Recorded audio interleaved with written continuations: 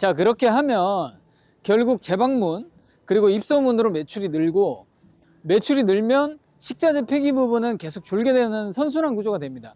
이 부분을 꼭 점주님들이 이제 깨달으시면 좋겠습니다.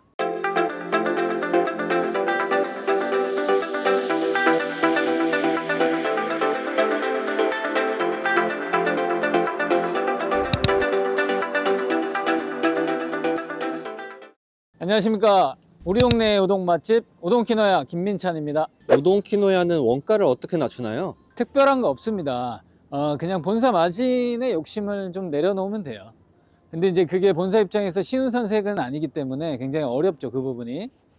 그래서 핵심은 본사 마진을 적게 가는 거지만 현실적으로 이게 쉽지 않기 때문에 일단은 본사 물류 마진이 적으면 본사 운영을 하기 힘듭니다. 특히나 직영점이 한 개도 없는 본사는 더 힘들겠죠. 그래서 점주와 본사가 상생할 수 있는 포인트를 찾는 게 숙제인데 현명한 선택을 하는 것이 힘든 것이죠. 자, 그 포인트를 우동키노야는 찾았고 지금 실행을 하는 중입니다. 여기까지가 이제 본사의 마인드셋에 관한 내용이고, 실질적인 내용도 말씀드릴게요.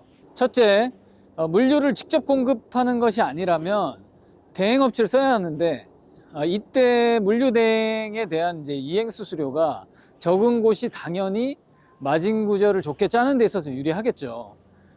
물론 물류 수수료가 싼 곳은 또 그만한 이유가 있습니다.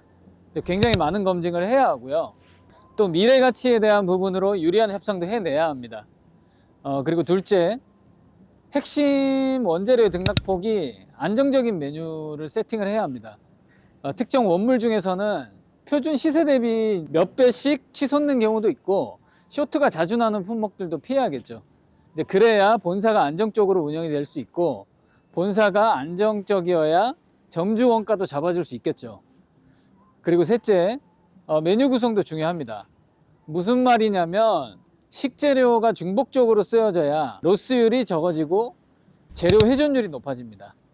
이제 그렇게 되면은 원가율의 방어도 좋아지죠. 이제 추가로 더 디테일한 부분도 있지만 여기까지만 말씀드려도 충분히 의미 전달이 될 것 같습니다. 혹시라도 이렇게 생각하시는 분들이 있을 것 같습니다. 그냥 판매가를 올리면 되지 않냐라고 말입니다. 그러나 이제 그건 최악의 수인 게, 요즘 고객들은 굉장히 가성비에 민감합니다. 그렇기 때문에 가격으로 마진을 높일 수 있는 시대는 아닌 거죠. 물론 이제 가격이 아니라 가치를 높인 메뉴는 얘기가 다르지만, 보통의 프랜차이즈 같은 경우는 이제 가성비가 기본 탑재가 돼야 살아남는 시대가 됐기 때문에 판매가는 굉장히 위험합니다. 자, 이런 내용들을 실천하는 게 쉽지는 않습니다. 쉽지 않지만 이제 우동키노야는 해 나가고 있고, 그 초심이 변하지 않기 위해 노력하고 있습니다. 원재료 가격의 변동 위험은 없나요? 예, 핵심 재료인 밀가루는 이제 시세 변동이 크지 않기 때문에 사실 큰 위험이 없습니다. 그리고 이제 돈가스 등심이나 튀김에 쓰이는 재료들도 뭐 쇼트나 시세 변동이 크지 않은 품목들이기 때문에 그런 리스크는 없다고 보시면 됩니다. 그리고 이제 매장이 많이 늘어나도 원자재 확보에 큰 어려움이 없는 품목들이라서 사실 염려하지 않으셔도 됩니다. 매장 개수가 늘어나면서 이제 원자재 수급이 더욱 어려워지는 프랜차이즈들이 있긴 합니다만, 우동키노야는 그런 영향 거의 없는 원자재들입니다. 메뉴가 단순한 게 오히려 원가 절감에 도움이 되나요? 우동키노야는 우동하고 튀김류의 단순한 메뉴 구조를 갖고 있습니다. 많은 식재료를 사용하지 않기 때문에 로스율이 그만큼 낮죠. 그만큼 자재 혼용률이 높기 때문입니다. 폐기율도 낮은 편이지만 음식 장사를 하는데 폐기하는 것이 없을 수는 없습니다. 폐기를 잘 해야 음식의 퀄리티가 일정하게 유지될 수 있기 때문이고요. 그래서 이제 본사 마진 구조를 최소화했기 때문에 폐기해도 낮은 원가율이 될 수 있도록 구조를 만들어 놨습니다. 따라서 적절하게 잘 폐기하는 부분도 교육으로 강조하고 있습니다. 자, 그렇게 하면 결국 재방문 그리고 입소문으로 매출이 늘고, 매출이 늘면 식자재 폐기 부분은 계속 줄게 되는 선순환 구조가 됩니다. 이 부분을 꼭 점주님들이 이제 깨달으시면 좋겠습니다. 인건비 부담은 어떤가요? 네, 현재 프랜차이즈 시장에서 음식점 프랜차이즈들의 인건 비율이 평균적으로 한 25% 정도 내외로 알고 있습니다. 우동 키노야는 특별한 기술이 필요한 업종이 아니라서 보통의 인력으로 구성이 가능합니다. 시스템화된 매뉴얼로 이제 조리 수준이 높지 않기 때문이고요. 비전문 인력도 충분히 배울 수 있습니다.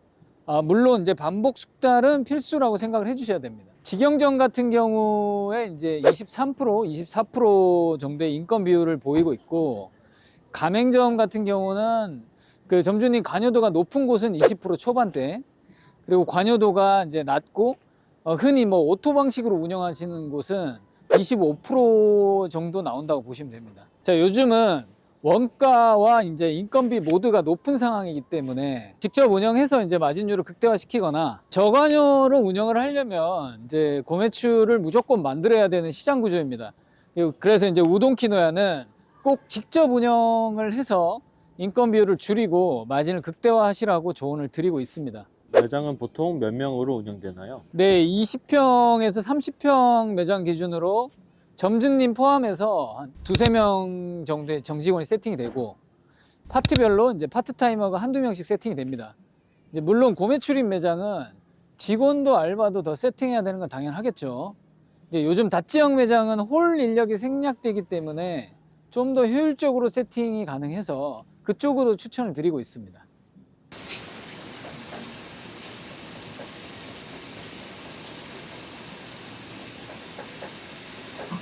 운영 비용을 줄일 수 있는 부분이 있나요? 요즘은 이제 대부분의 점포에서 고객 주문을 자동화하고 있기 때문에 우동 키노야도 태블릿으로 오더를 받는 시스템을 구축하였습니다. 여기 보시면 이제 요건데요. 그래서 카운터에서 이제 계산받는 인력이 빠짐으로 알바 한 명 정도는 절감이 가능해졌습니다.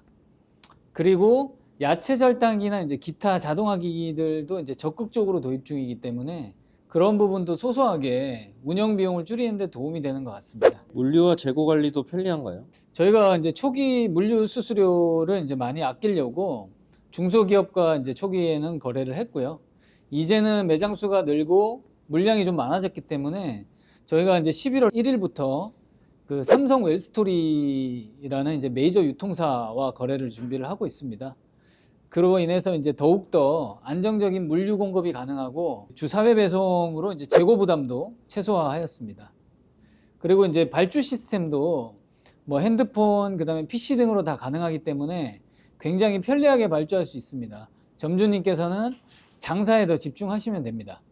우동은 단가가 낮은데 매출이 잘 나오는 이유가 있을까요? 네, 아무래도 이제 회전율이 빠른 것이 핵심이지 않을까 이제 싶습니다. 저희가 이제 빠른 메뉴 같은 경우는 한 2, 3분대에도 가능하고, 우동과 이제 돈까츠라는 메뉴가 아주 뜨겁거나 테이블에서 끓이거나 하는 메뉴가 아니기 때문에 손님들도 빠른 식사가 가능합니다. 그렇기 때문에 이제 더 회전율이 극대화되는 거고요. 이런 부분으로 이제 고매출이 나오게 되는 것 같습니다. 객단가를 올리는 키노야만의 전략이 있나요? 고객들이 항상 좋아하는 조합으로 세트 구성을 해놨고요. 돈까츠와 우동, 그 다음에 우동과 튀김, 덮밥하고 우동 세트 등으로 이제 확실하게 좀 어필을 하고 있고, 고객 입장에서는 그게 이제 가성비가 좋다고 느껴질 만한 구성으로 해놨습니다.